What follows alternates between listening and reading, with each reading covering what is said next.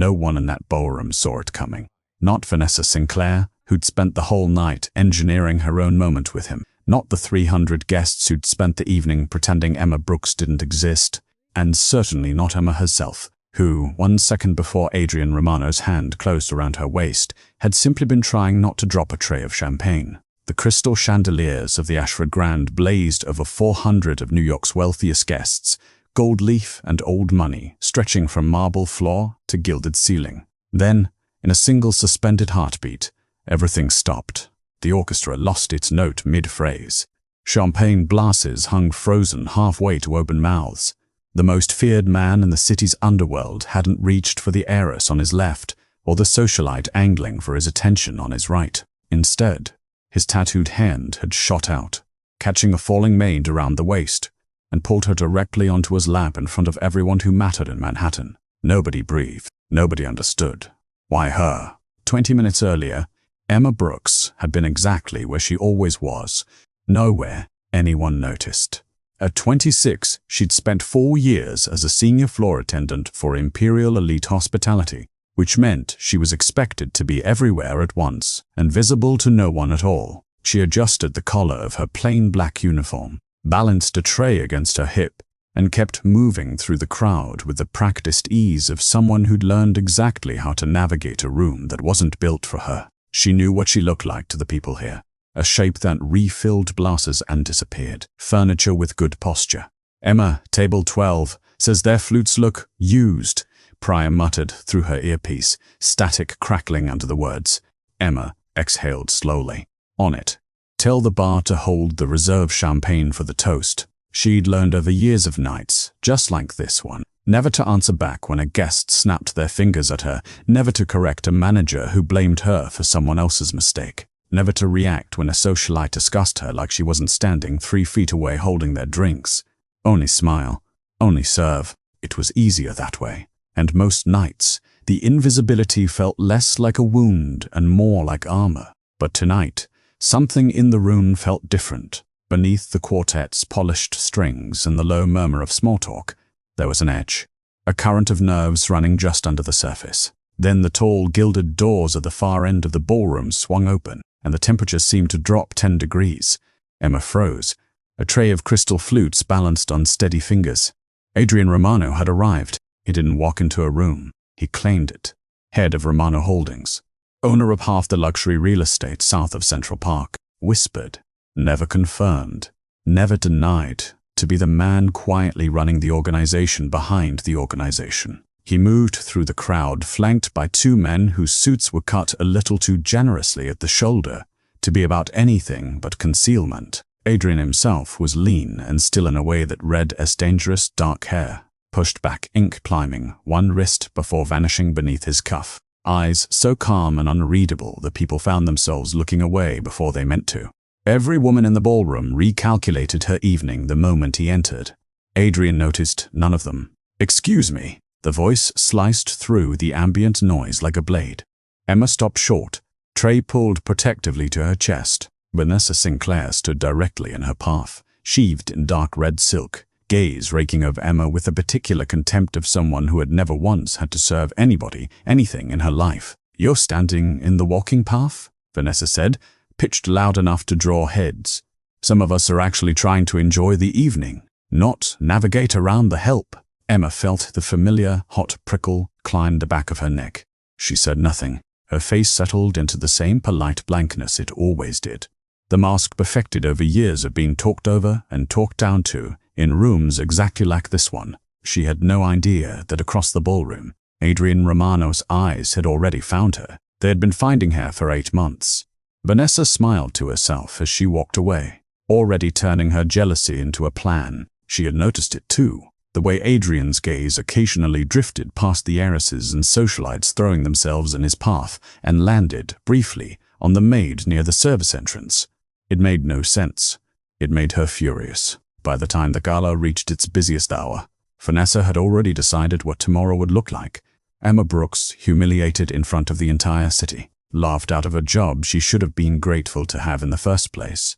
She had no idea she was about to hand Adrian Romano exactly the moment he'd been waiting for. Emma lifted her tray of champagne and stepped back into the crowd, unaware that in the next 5 minutes the life she'd spent years making herself small enough to survive was about to disappear completely, and something far stranger and far more dangerous would take its place.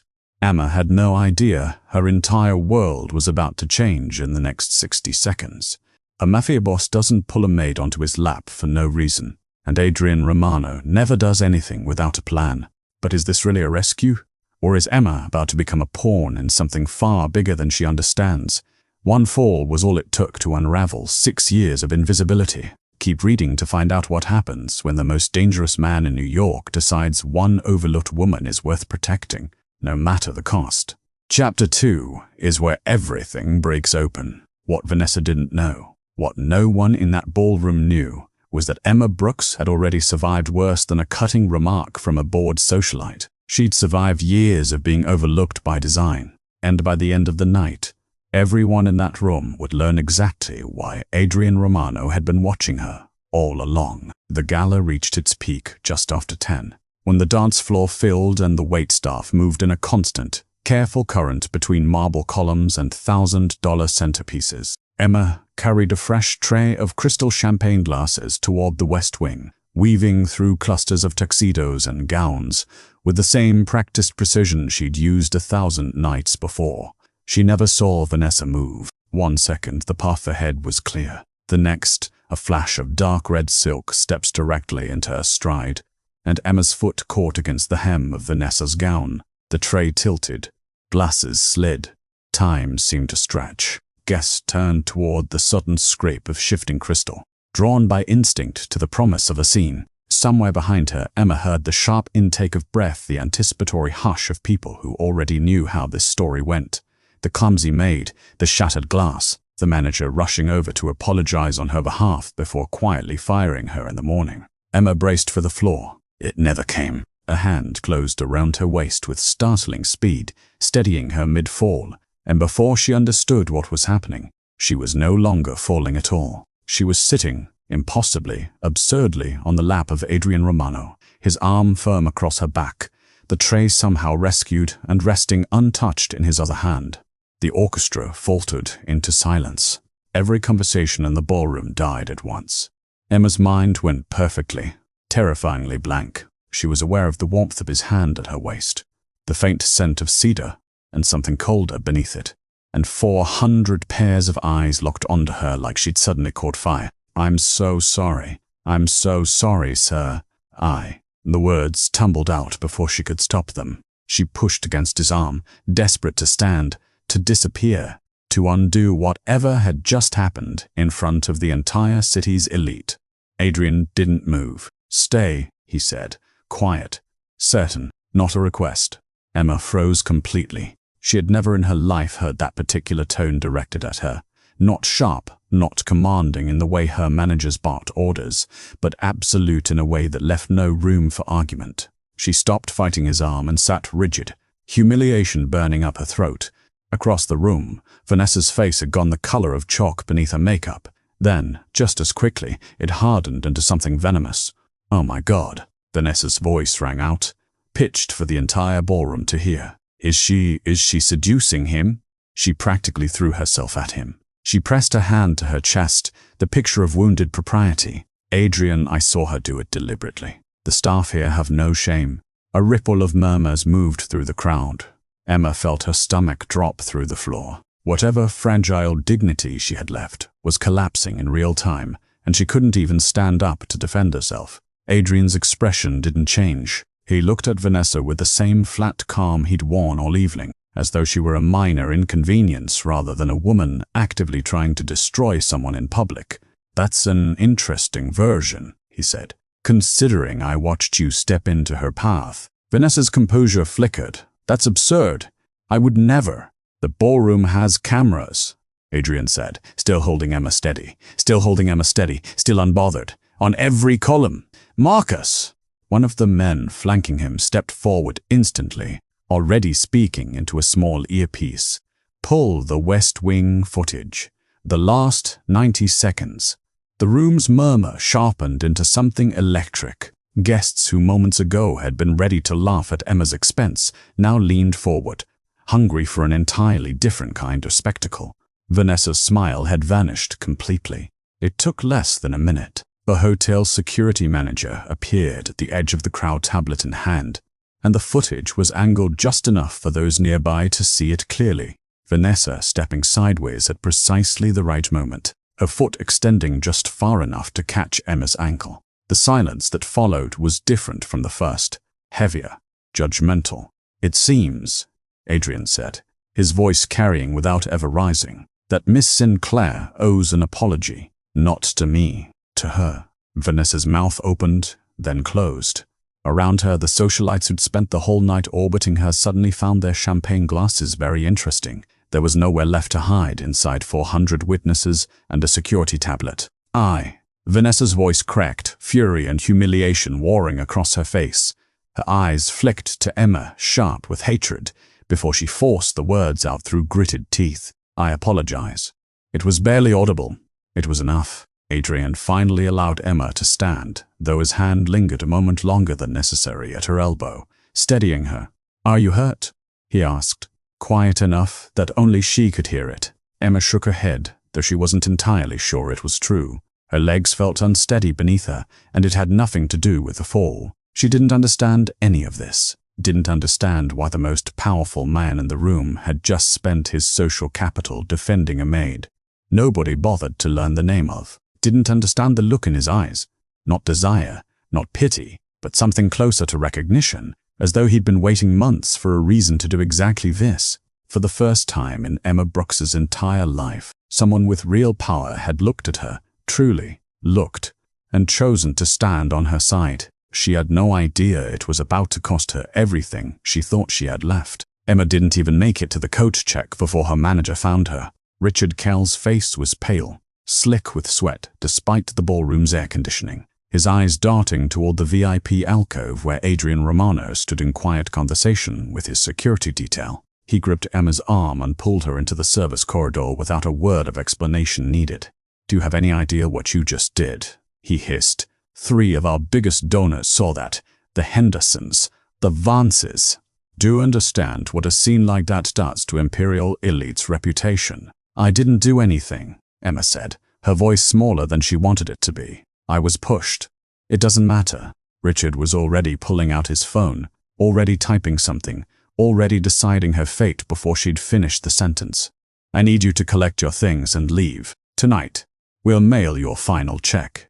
Emma stood very still. Somewhere behind her, the orchestra had resumed, and the gala had folded itself back into its glittering rhythm, as though nothing had happened at all. As though a woman's job hadn't just evaporated in the space of 90 seconds. "You're firing me," she said. "Not a question." "I'm protecting the company," Richard corrected, not meeting her eyes. "Nothing personal, Emma. You understand how this business works."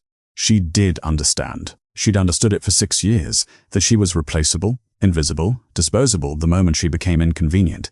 She'd simply never expected the moment to arrive dressed as a rescue. She didn't argue. There was no point. She collected her jacket and her bag from the staff room in silence, ignoring the pitying glances of the co-workers who'd watched the whole thing unfold on someone's phone within minutes, and walked out through the employee entrance into the cold Manhattan night.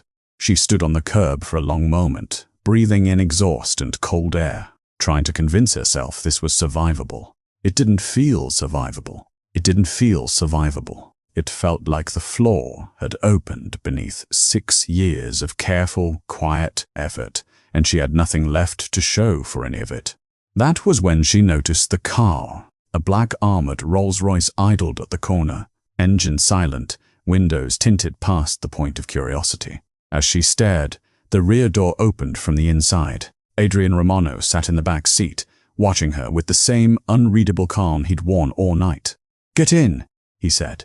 "You're not in danger, but you don't have much time to decide." Every instinct told her to walk away, to put as much distance as possible between herself and the man who had just detonated her entire career in the name of some incomprehensible whim. But something in his voice, steady, certain, entirely without the smugness she expected from men like him, made her hesitate. "Why should I trust you?" she asked. "You cost me my job." "I know," he said. "Get in, and I'll tell you why that's the best thing that's happened to you all year." Against every ounce of her own judgment, Emma climbed in. The car had barely pulled away from the curb when the street behind them erupted into chaos. Emma twisted in her seat, staring through the rear window as a convoy of black SUVs and marked police vehicles swarmed the hotel entrance. Red and blue light bounced off marble and gold leaf. Federal agents in windbreakers stomped FBI and Financial Crimes Division moved in formation through the same doors she'd walked out of moments earlier. She watched, frozen, as Richard Kell was led out in handcuffs, his face ashen under the flash of a dozen camera phones. Two of the hotel's senior executives followed shortly after, expressions caught somewhere between disbelief and panic. "What is happening?" Emma's voice came out barely above a whisper. Adrian didn't look particularly surprised. If anything, he looked satisfied. The quiet satisfaction of a man watching a plan finally complete itself. "Imperial Elite Hospitality," he said, "has spent the last 3 years laundering money through charity events, exactly like tonight's. Fake donations, inflated vendor invoices, shell accounts routed through 3 shell charities that don't actually exist." He turned to look at her fully for the first time since she'd gotten in the car. Every employee still on payroll during that raid just became a person of interest in a federal investigation. Emma's stomach turned to ice. "I was on payroll 2 hours ago. You were fired 40 minutes ago," Adrian said. "There's a difference, a significant one. Your termination puts you outside the company's active roster before the raid began. Legally, you're clean, untouched." Emma stared at him, pieces beginning to slide into place with a horror that felt almost worse than the scandal itself. "You planned this." "I've been investigating Imperial Elite for 8 months, he said simply. "Tonight was never about a fall or a lap or any of the theater everyone in that ballroom thinks they witnessed. It was about getting you out of that building before it came down around everyone still inside it. That's why you—" Emma's throat tightened. "That wasn't romantic at all. It was a rescue. It was calculated," he said, and something in his voice, for the first time, softened slightly at the edges. "But it wasn't cold. I've watched you for 8 months, Emma Brooks.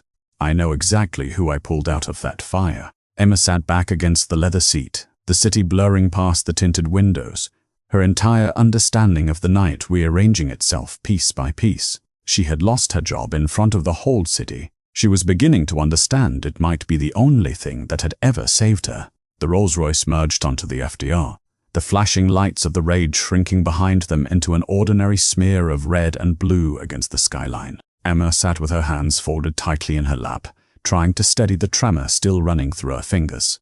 "Why me?" she finally asked. "Out of everyone in that building, why did any of this involve me at all?" Adrian was quiet for a moment, studying her with an attention that felt less like scrutiny and more like someone finally saying something he'd rehearsed for a long time. 8 months ago, he said, I opened an investigation into Imperial Elite Hospitality. Financial irregularities in their charity partnerships caught my attorney's attention first.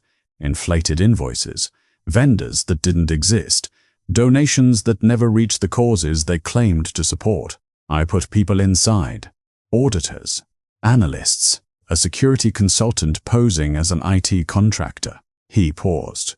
None of them found what mattered most. I did, and only because I started paying attention to the people the company itself never bothered to notice. Emma frowned. Meaning what? Meaning you. He said it plainly, without any of the weight she expected. You've worked for Imperial Elite for 4 years, Emma. In that time, you've been offered at least 6 documented opportunities to look the other way. A vendor tried to bribe you to sign off on an unopened shipment. You refused and reported it, and were written up for causing delays. Last spring, a manager tried to pin an inventory shortage on a 19-year-old busser to protect his own numbers. You took the blame yourself instead, and quietly covered the difference out of your own paycheck. Emma's mouth went dry. How do you know that? Because I've had someone documenting it since February. Adrian reached into his jacket and produced a slim folder, offering it to her without ceremony. Every instance, every time you protected someone with less power than you, refused a shortcut that would have made your life easier, or solved a problem that should never have been yours to solve in the first place. Emma opened the folder with unsteady hands. page after page. Dates, incidents, initials she recognized as her own co-workers, situations she remembered vividly and others she'd genuinely forgotten. Small kindnesses that had cost her nothing. She thought anyone was watching. "I never stole $1 from that company," she said quietly, more to herself than to him. "Never took a bribe. Never let anyone push their mistakes onto someone smaller than them if I could help it." "I know," Adrian said. "That's precisely why I chose you." "Chose me for what?" He leaned back slightly, the calm returning to his expression. "I own Romano Hospitality Group, 10 luxury properties across the East Coast. 3 currently under charitable foundation management that require significantly tighter oversight than they're currently getting. I need someone running operations who understands, from the ground up, exactly how easily systems like imperial elites can be corrupted, and who has already proven, repeatedly, that she won't let that happen under her watch." Emma stared at him. "You're offering me a job." "I'm offering you the position of Executive Operations Manager," he said.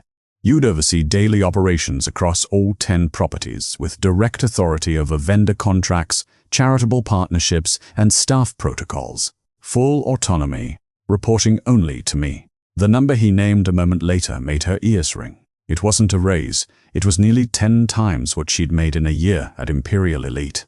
"That's insane," Emma said flatly. "I'm a floor attendant. I don't have an MBA. I don't have executive experience. I don't even have a resume that would get me past the front desk of a company like yours.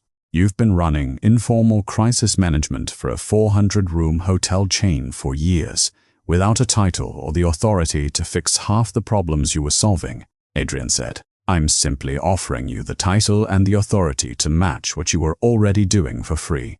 Emma shook her head, folder still open in her lap. "You don't know me. Not really. You've read reports. That's not the same as knowing someone can actually do the job you're describing." Something shifted in Adrian's expression. Not quite a smile, but close to one, small and certain. "I've watched a woman with no formal authority talk down an intoxicated senator without incident. I've watched her quietly restructure a broken banquet schedule at midnight so 80 kitchen staff wouldn't lose their overtime pay over someone else's error. I've read 8 months of evidence that you make good decisions under pressure, with nothing to gain from it personally." He held her gaze. "I've already seen what you're capable of, Emma. I'm simply the first person in a position to actually reward it."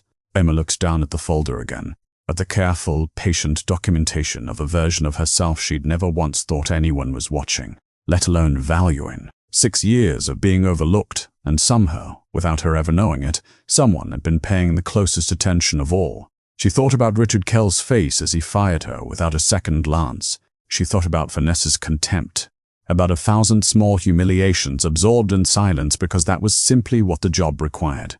And she thought about what it might mean to finally stop absorbing them. "Okay," she said quietly, surprising herself with how steady her own voice sounded. "I'll do it." Adrian's expression didn't change dramatically, but something in his posture eased, as though a piece of a long plan had finally clicked into place exactly where he'd expected it to. "Then welcome to Romano Hospitality Group," he said. "Your first day starts tomorrow." Emma looked out the window at the city lights streaking past, and for the first time in longer than she could remember, she had absolutely no idea what her life was about to become, from maid to executive operations manager, overnight. But this is far from a fairy tale ending. Emma just stepped into a world of billion-dollar hotels, hidden loyalties, and a man whose enemies are starting to notice how much he cares about her. Adrian didn't just give her a job, he gave her a target on her back. What happens when New York's underworld realizes Emma Brooks is the one thing that can bring the untouchable Adrian Romano to his knees? Chapter 5 is where the danger truly begins. You will not see this coming. 3 months into the role, Emma stopped flinching every time she walked into a room full of executives twice her age.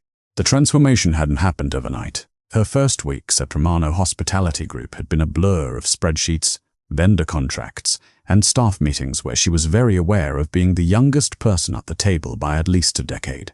But she'd learned the same way she'd learned everything else in her life, by paying attention when no one expected her to, by asking the questions everyone else was too proud to ask, and by never pretending to know something she didn't. It worked. It worked better than anyone, including Emma herself, had expected. She restructured the vendor approval process across all 10 properties, closing the exact kind of loopholes that had let Imperial Elite's fraud metastasize for years. She personally reviewed every charitable partnership contract line by line, catching 2 inflated invoices in her first month alone. Guest satisfaction scores, which had been quietly sliding for 2 years under the previous operations team, climbed steadily upward. Staff turnover dropped. For the first time in the company's history, the housekeeping and banquet staff had a direct line to someone in leadership who actually answered. Employees didn't fear Emma. They trusted her. A distinction she noticed people rarely afforded each other in rooms like this, and one she guarded carefully. "You got the lakeside property running better than it has in 5 years," Adrian told her one evening, standing in the doorway of her office with a folder of quarterly numbers she hadn't seen yet. It started visiting headquarters more frequently, twice a week, sometimes 3 times, always finding a reason to end up near her floor. "I had good information to work with," Emma said, not looking up from her monitor. "Somebody handed me 8 months of very thorough surveillance on how corruption actually operates in this industry. I prefer to call it due diligence." "You would." It had become an easy rhythm between them, one that surprised her every time she noticed it. The way Adrian's clipped, careful tone softened slightly whenever he spoke to her. The way his assistants had started routing certain calls through her office first. The way he lingered in doorways a beat longer than business required. She told herself it meant nothing. She wasn't entirely sure she believed it. Apparently, neither did anyone else. "He doesn't talk to any of us the way he talks to you," Marisol from accounting mentioned one afternoon. Not quite looking at Emma as she said it. "Mr. Romano doesn't visit headquarters. He barely visits his own board meetings. He's here twice a week now. He's checking on the transition," Emma said. "It's a big operational shift." Marisol's expression suggested she didn't buy it for a second. Emma wasn't sure she bought it either. 300 miles away, in a glass office overlooking the Hudson, Vanessa Sinclair set down a tumbler of scotch she hadn't touched and slid a manila folder across the desk toward the man seated across from her. "You wanted to know what made Adrian Romano vulnerable," she said. "I found it." Luca Moretti was a lean, silver-templed man whose easy smile had cost several of his rivals their businesses before they understood what it concealed. He flipped the folder open, scanning photographs of Emma Brooks leaving Romano Hospitality Group's headquarters, some alone, one with Adrian's hand resting briefly at the small of her back as they left a restaurant together. "The Maid," Luca said slowly, an unpleasant smile spreading across his face. "The one from the gala. He's given her the operations position across all 10 properties," Vanessa said, her voice thin with old resentment. "He never even looked at me that way. Not once. And she's nobody. A servant. She's not nobody anymore," Luca said, closing the folder. "She's the first thing Adrian Romano has ever protected that isn't a building or a bank account." He turned the thought over with visible pleasure. Men like Adrian don't have weaknesses. They cultivate the appearance of having none. This is the first crack I've seen in that armor in 15 years. Vanessa leaned forward. "What are you going to do with it?" "Exactly what you'd expect," Luca said. "I'm going to press on it until it breaks." The messages started 3 weeks later. The first arrived through Emma's corporate email, buried among routine vendor correspondence. A single line with no signature. "You should have stayed invisible." She deleted it, assuming it was a disgruntled former Imperial Elite employee. The second came through a personal number she'd never given to anyone outside her family. Romano's protection doesn't extend past his front door. Then came the sabotage. A shipment of contracted linens for the lakeside property we routed at the last hour before a major event. A vendor contract mysteriously voided the morning of signing. A payroll error that hit 40 employees at once and took her team 2 sleepless days to untangle. Each incident, alone, looks like ordinary corporate chaos. Together, they formed a pattern too deliberate to ignore. The night it turned physical. Emma was 3 blocks from her apartment when a black SUV pulled alongside her on an empty street, its side door sliding open before she'd fully registered what was happening. A hand closed around her arm, and then, just as suddenly, released her as Adrian's security detail materialized from a car she hadn't even noticed trailing her, closing in before the SUV's occupants could finish what they'd started. She sat shaking in the back of Adrian's car 20 minutes later, his jaw tight with a fury she'd never seen on him before. I didn't sign up for this, she said quietly. No, Adrian said, but someone decided you were the fastest way to hurt me, and I intend to make that a very expensive mistake. Emma stared out at the city lights, understanding for the first time that Adrian Romano's world wasn't dangerous in the abstract, distant way she'd assumed. It was dangerous in a way that had just reached directly for her, and it wasn't finished yet.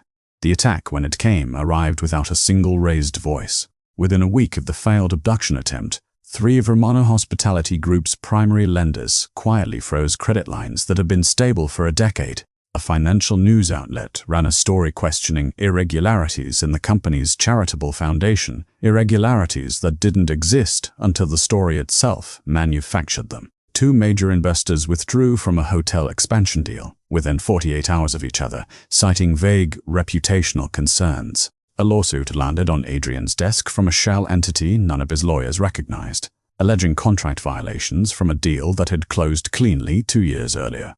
It was elegant, it was surgical, and it bore Luca Moretti's fingerprints on every page, even though his name appeared nowhere. He's not coming for me with guns, Adrian said grimly, standing in the glass-walled conference room as his legal team scrambled to respond to 4 crises at once. He's coming for everything I've built. Slower, quieter, and harder to fight. Emma sat at the far end of the table, watching the chaos unfold with a stillness that surprised everyone in the room except herself. She'd spent years learning how systems failed from the inside, watching imperial elite's corruption metastasize invisibly for a decade before anyone with power noticed. Moretti wasn't inventing a new playbook. He was running an old one, just with better funding. These lenders didn't freeze the credit lines on their own judgment, she said quietly, cutting through the noise. Every head in the room turned toward her. Banks don't make coordinated moves like this without pressure. Someone got to them first. We don't have proof of that, one of Adrian's senior attorneys said. Then let's find proof, Emma said, already pulling her laptop toward her. She started where she always started, with the paper trail nobody else bothered to follow. Over the next 10 days, she worked past midnight more often than not, cross-referencing the lawsuit's shell entity against public filings tracing investor withdrawal timing against a cluster of coordinated statements, mapping the reputational concerns story back to a source that turned out not to exist at all. What she found went far beyond a smear campaign, buried 3 layers deep in a network of Delaware holding companies. Emma uncovered a structure eerily familiar, the same laundering architecture Imperial Elite had used, scaled up and refined. Fraudulent charitable foundations funneling money through inflated vendor contracts, shell companies with interlocking directors and no employees, bank accounts in the Caymans receiving wire transfers timed suspiciously close to several of Moretti's legitimate real estate acquisitions. It wasn't just a smear campaign against Adrian. It was the financial skeleton of Luca Moretti's entire empire. This isn't rumor or reputation damage, Emma said, laying out the documentation in front of Adrian and his senior team 3 weeks later. This is felony wire fraud, tax evasion, and money laundering across at least 11 shell entities. He's been running the exact scheme Imperial Elite ran, just cleaner, and at a scale that makes what happened to me look small. Adrian studied the documents in silence for a long moment. You built this alone? I had help, Emma admitted. I reached out to a contact at the Financial Crimes Division, the same team that raided Imperial Elite. I didn't want this handled the way your world usually handles things. She met his eyes steadily. I wanted it handled the way it should be, legally, permanently. No one gets hurt, and he doesn't get to walk away and try again in 6 months. There was a beat of silence around the table, the kind that came from powerful men recalibrating their assumptions about the woman sitting among them. You went to federal investigators, Adrian said slowly, about a rival mafia family. I went to federal investigators about financial fraud, Emma corrected. What he is outside of that isn't my department. What he did with shell companies and stolen investor money absolutely is. Adrian's mouth curved, something between disbelief and open admiration. Most people in my world solve this problem with violence. Violence just creates a vacancy for the next Moretti to fill, Emma said. This ends the entire operation. No successor, no comeback. It took another 6 weeks for the case to fully develop. working quietly alongside two federal agents who treated Emma's documentation with the kind of respect usually reserved for career forensic accountants. When the indictments finally came down, they hit 11 shell companies, 4 offshore accounts, and 4 executives inside Moretti's organization simultaneously. A financial empire 15 years in the making, dismantled without a single shot fired. Vanessa Sinclair, whose name appeared in exactly one compromising wire transfer memo, found her own reputation collapsing in the fallout. The same elite social circle she'd spent her life courting suddenly unwilling to be photographed anywhere near her. Inside Romano Hospitality Group, the story of what Emma had done spread quickly, not through gossip, but through genuine, startled respect. Adrian's most senior advisor, a man who'd spent 30 years assuming loyalty was earned only through fear or bloodline, found Emma in the hallway outside her office one afternoon.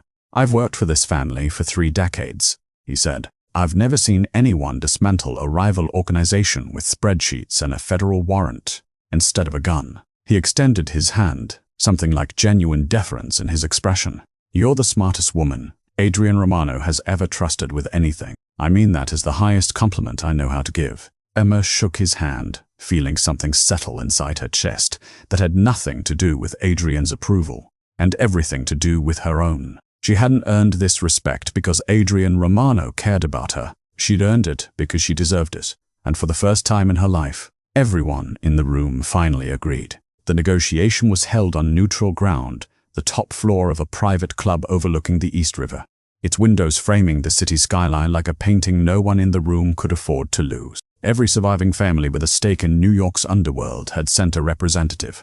Old money, new violence, all of it gathered under one roof to decide what remained of the balance of power after Moretti's empire had collapsed under the weight of its own paper trail. Everyone expected Adrian Romano to arrive alone. He always had before, a man who trusted no one enough to bring them into rooms like this.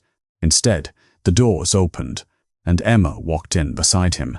She wore deep emerald, understated and precisely tailored, her posture entirely unlike the woman who'd once pressed herself against ballroom walls to stay out of sight. She met the room's stares without flinching, the same stares that, a year earlier, had slid over her like she was part of the furniture. A murmur moved through the assembled leaders, low and disbelieving. Several of them had been guests at the Ashford Grand that night. Several of them remembered exactly who she'd been. "That's the Maid," someone muttered near the back of the room, not quite quietly enough. "That's Emma Brooks," Adrian corrected, his voice carrying without needing to rise. "Executive Operations Manager of Romano Hospitality Group, and the reason half of you still have functioning bank accounts after Moretti's collapse." The room settled into an uneasy, watchful silence. They took their seats at the long table, negotiations opening with the careful, clipped formality of men who'd spent their lives ensuring no one ever saw them show weakness. Territory disputes, business boundaries, the redistribution of Moretti's former interests among the remaining families. Emma listened, contributed when the conversation touched operational matters, and said nothing when it didn't. She had learned, a long time ago, exactly when her voice was needed and when patience served her better. It was nearly 2 hours in when Luca Moretti made his final move. He hadn't been formally invited. His empire was already in ruins, 3 of his executives in federal custody and his own indictment pending. But he arrived anyway, flanked by 2 men, forcing his way to the edge of the room with the desperate confidence of someone with nothing left to lose. "Before this room decides anything," Moretti said, voice cutting through the negotiation, "you should know who you're actually dealing with." He dropped a folder onto the table in front of the assembled leaders. Falsified audit records. Evidence that Miss Brooks manipulated financial data to frame my organization and protect her own position within Romano's company. The room's attention swung toward Emma. She didn't flinch. She didn't reach for the folder. She simply looked at Moretti with the same calm, unhurried patience she'd used to dismantle his entire financial network 6 weeks earlier. "I'd be careful presenting fabricated documents in a room full of people who can verify authenticity within the hour," she said. She opened her own tablet, turning it so the nearest leaders could see. "This is the original wire transfer documentation from the Cayman accounts linked to your shell companies. The same documentation currently sitting with the Financial Crimes Division. Time-stamped, notarized, and cross-referenced against 3 independent banking records. She scrolled further. This is a sworn statement from your former financial director, given 11 days ago, detailing the full structure of the laundering network you built through fraudulent charitable foundations. She looked up. Whatever you just handed this table was created after the fact, and not particularly well. Moretti's composure cracked, fury bleeding through the last of his restraint. You have no idea what you're interfering with. I have a very precise idea, Emma said evenly. 11 shell companies, 4 offshore accounts, wire fraud dating back 6 years. I built the case myself. She let the silence stretch a beat longer than comfortable. Federal agents have been outside this building for the last 20 minutes, Mr. Moretti. I imagine they're waiting for exactly this kind of scene. The doors opened before he could respond. Federal agents moved through the room with practiced efficiency, and Moretti's protests dissolved into the same chaos that had swallowed his executives weeks earlier. No shots fired, no bloodshed, just the quiet, absolute collapse of an empire built on nothing solid enough to survive scrutiny. When the room settled again, every remaining leader stared at Emma with an expression she recognized instantly, the same startled respect she'd earned from Adrian's own advisors weeks before. Adrian rose from his seat. He didn't address the room as its most feared man. He addressed it as something else entirely, steady, unguarded, certain in a way Emma had never seen from him before. A year ago, he said, everyone in a room very much like this one overlooked a woman who was quietly holding an entire hotel chain together with nothing but integrity and a strong sense of what's right. I made the mistake of thinking I was the one saving her that night. He turned to Emma, and for the first time the calculation in his eyes gave way entirely to something simpler. I was wrong. She's the one who's been saving all of us ever since. He reached for her hand. The woman you once overlooked built a future stronger than fear, he said, loud enough for every leader at that table to hear clearly. Stand with me, Emma, as my wife. The room fell utterly silent. No one objected. No one dared. And then, slowly, one by one, the same powerful men and women who had once watched her serve champagne without seeing her at all rose to their feet in quiet, unmistakable applause. Emma Brooks, the maid no one had bothered to notice, stood at the center of the room she'd once only been permitted to clean, no longer invisible, no longer overlooked, and entirely, unshakably herself. The story that began with a fall ended with her standing taller than anyone in that room had ever expected her to rise. From an overlooked maid to the woman standing beside New York's most powerful man, Emma Brooks proved that real power was never about status. It was about who she chose to be when no one was watching. If this story moved you, share it with someone who needs a reminder that being underestimated is never the end of your story. And if you loved Emma and Adrian's journey, follow for more stories where the ones the world overlooks rise to become impossible to ignore.